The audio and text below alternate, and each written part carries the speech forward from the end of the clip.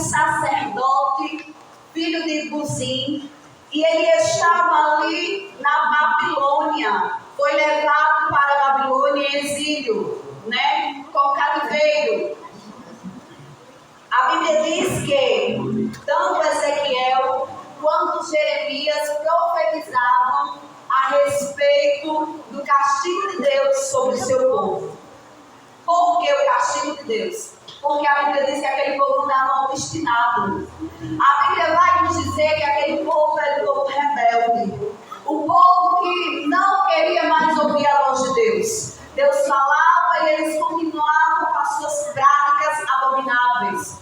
Tanto é, irmãos, que você vai ver no início do livro de Ezequiel, Deus mostra a Ezequiel o povo adorando a ídolos dentro do templo.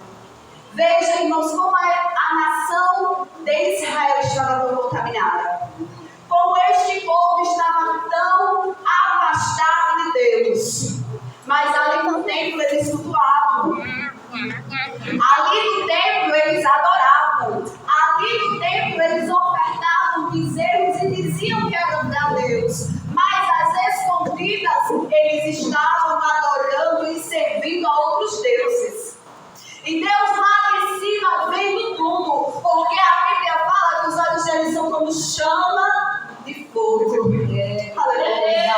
A Bíblia fala que se a gente descer ao mais profundo abismo, lá ele está. Se a gente subir lá em cima, nas altas alturas, lá também ele pode nos ver. E esse povo adorando a Deus diante do povo, mas nas escondidas servindo a ídolos, a deuses estranhos, a deuses que Deus abominava. Aí Deus levanta Jeremias e diz assim: Jeremias, diz a este povo que eu vou trazer Babilônia contra eles. Aí o povo não deu ouvido. Aí a Bíblia vai dizer que vem Nabucodonosor, sitia a cidade, derruba tudo, põe fogo e leva o povo ao cativeiro na Babilônia. E com este povo vai o sacerdote Ezequiel. Mas quem era Ezequiel, irmãos? Era sacerdote, mas também era profeta. Em meio à dificuldade, Ezequiel não parou de profetizar. Por quê? Porque ele estava cativeiro, mas a sua alma era livre. A sua alma era livre para adorar a Deus e para dizer: povo, arrepende-te, porque isso é consequência dos teus pecados. Tudo isso é consequência da adoração, da idolatria e da prostituição de vocês contra o Eterno. E a Bíblia vai dizer que Deus mostra coisas grandiosas a Ezequiel. Se você for ver o livro, são visões extraordinárias.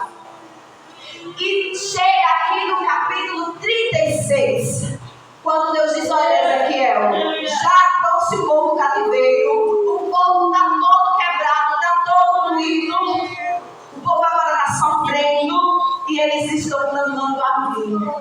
E eles estão dizendo que para eles não há mais esperança. Irmãos, olhe, preste atenção aqui. O Deus que feriu, ele é o mesmo Deus que sara a ferida. Veja que Deus tão misericordioso. Porque, irmãos, pensando bem, se fosse eu não suportaria. Porque um povo que você faz de tudo e aquele povo adora outros deuses à escondida, sabendo que Deus via tudo, pegando as escondidas, traindo, achando que estava traindo a Deus, porque de Deus ninguém se zomba, a palavra diz. Se fosse eu e você, a gente destruiria. Mas Deus, ele é um Deus misericordioso. Foi por isso que ele olhou para mim e para você. Porque quando a gente estava nas nossas práticas de pecado, ele olhou e disse assim: vem cá, eu vou mudar a tua história, vou te dar um banho de graça e vou te trazer para a minha presença. Aleluia. E a Bíblia vai dizer que Deus diz assim: olha, Ezequiel, eu abati o povo. Olha, Ezequiel, eu trouxe um castigo sobre o povo, porque realmente esse povo era rebelde, porque realmente esse povo estava me desobedecendo, mas eis que eu vou restaurar a sorte de Israel. Eis que eu vou mudar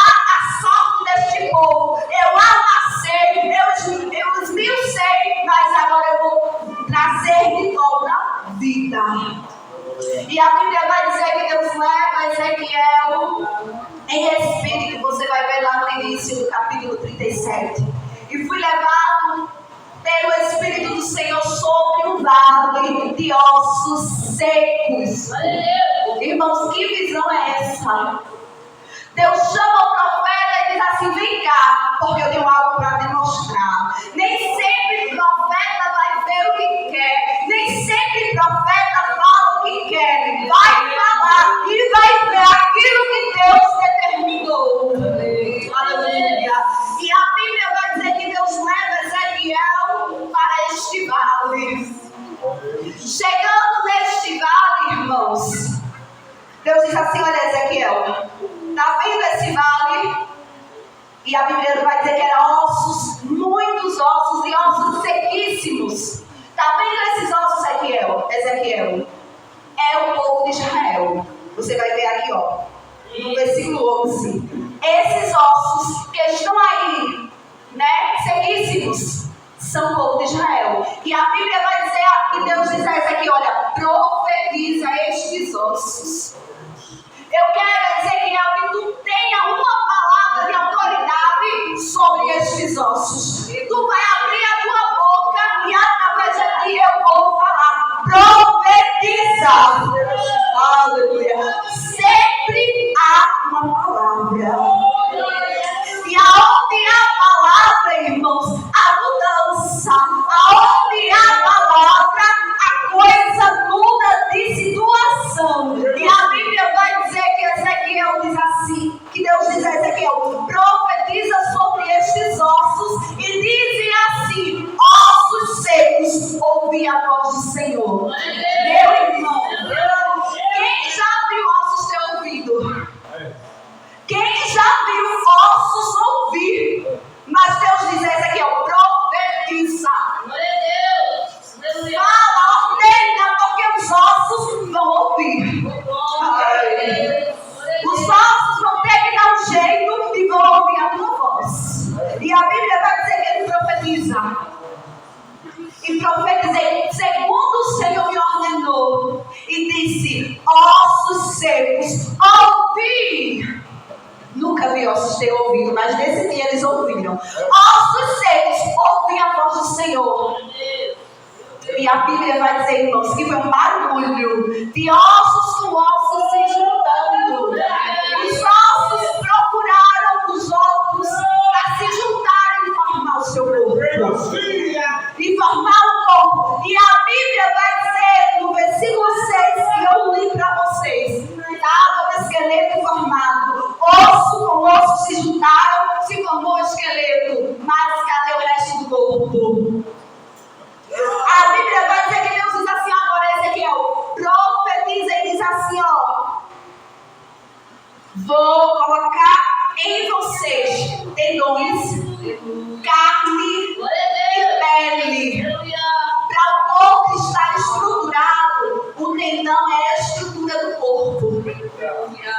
O tendão junta-se com os ossos para dar estrutura e permanecer de pé e fazer movimento. A carne é cobertura dos ossos, proteção de órgãos, movimentação do corpo. E a Bíblia vai dizer que a pele, para que serve a pele? Para proteger aquele corpo. Deus faz todas as etapas para que o corpo permaneça de pé e protegido. Aleluia. Deus trabalha para que o corpo permaneça de pé e protegido. Você ainda não entendeu. Deus trabalha para que o corpo permaneça de pé e protegido. Quem é o corpo, igreja? Somos eu e você. É a igreja do Senhor. Ele trabalha para que o corpo permaneça de pé e protegido. Ele ainda continua trabalhando dessa maneira. Ele ainda continua usando estratégia para que o corpo permaneça de pé, se movimentando e protegido. Mas faltava algo, irmãos. Faltava algo. Que algo era esse? A Bíblia vai nos dizer que Deus disse assim agora, Ezequiel: olha para os 4 cantos antes do vento. E diz assim, a Bíblia vai dizer que Deus diz, profetiza e diz aos 4 cantos do vento, vem sobre este corpo e traga vida. O corpo, para estar de pé e ter vida, ele precisa do Espírito. Profetiza ao Espírito e diz, vem dos 4 cantos. Ei, Espírito, vem e traz vida. O corpo só permanece com vida se ele tiver o Espírito. Sabe o que Deus ministrava ao meu coração quando eu li esse versículo 6?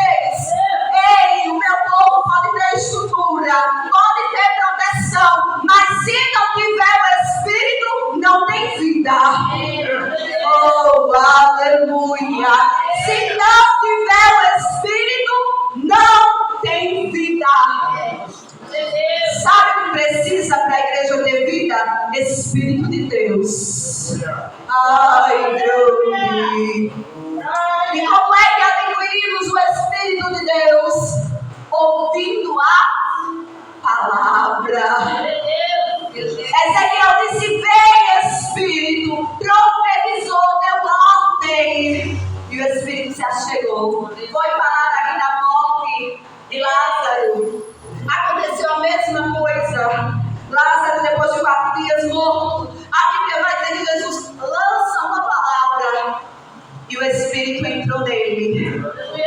E o Espírito entrou no morto que estava morto há 4 dias e reviveu. Quando a palavra é lançada, ossos secos voltam a viver e morto há 4 dias também volta a viver. Sabe por quê? Porque a palavra vem do eterno. A Bíblia também vai dizer que lá no início, Deus disse assim a terra e as coisas que haviam de existir, haja. E a palavra, através do poder do Espírito Santo que estava ali trabalhando, você vai ver lá no início, e o Espírito pairava sobre as águas. Ele não estava parado, ele estava trabalhando, esperando a voz do eterno.